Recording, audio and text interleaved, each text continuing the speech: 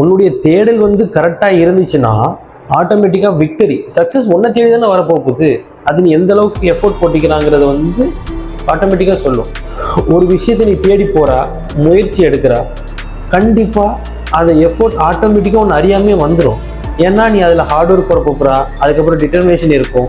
So ஆட்டோமேட்டிக்காக success உனக்கு வரப்போகுது. நீ அதை நினச்சி யோசிக்க வேண்டிய ஒரி பண்ண வேண்டிய அவசியமே இல்லை. ஸோ விடாமுயற்சி விஸ்வரூப வெற்றின்னு சொல்லுவாங்கல்ல.